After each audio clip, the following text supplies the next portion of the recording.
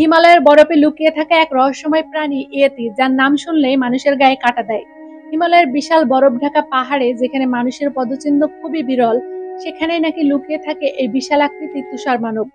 অনেকে একে বলেন অ্যাবোমিনেবল স্নোম্যান, আবার কেউ কেউ একে ভাবেন এক প্রাচীন জীব বা অতিপ্রাকৃত সত্তা। শেরপা ও তিব্বতী জনগোষ্ঠীর পুরনো লোককথায় ইয়েতির গল্প বহু শতাব্দী ধরে প্রবাহিত হয়ে আসছে। তাদের বিশ্বাস অনুযায়ী ইয়েতি সাধারণ মানুষের কাছ থেকে দূরে থাকে, কিন্তু তার উপস্থিতি বোঝা যায় বড় বড় পায়ের ছাপ, অদ্ভুত শব্দ বা গা ছমছমে এক অনুভবের মাধ্যমে।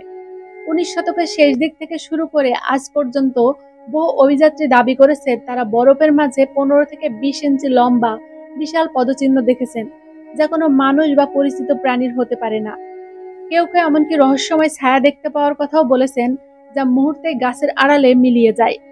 বিভিন্ন নেপালি মঠে এখনো সংরক্ষিত আছে এমন কিছু নিদর্শন যেগুলোকে স্থানীয়রা ইয়েতির মাথার খুলি বলে দাবি করে। যদিও বিজ্ঞানীরা পরীক্ষা করে অনেক সময় তা হিমালয়ের কোনো প্রজাতির ভাল্লুক বলে শনাক্ত করেছেন। কিন্তু প্রশ্নটা থেকে যায়, শত শত বছর ধরে এত মানুষ কেন একই ধরনের অভিজ্ঞতার মুখোমুখি হচ্ছে?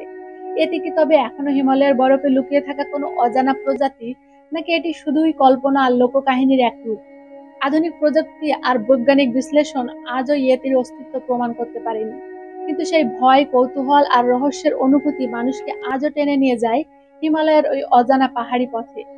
কেউ বলে কিংবদন্তি, কেউ বলে সত্যি। ইয়েতি হয়তো লুকিয়ে আছে ঠিক আমাদের বিশ্বাসের মতোই হিমালয়ের কোথাও বরফের নিচে।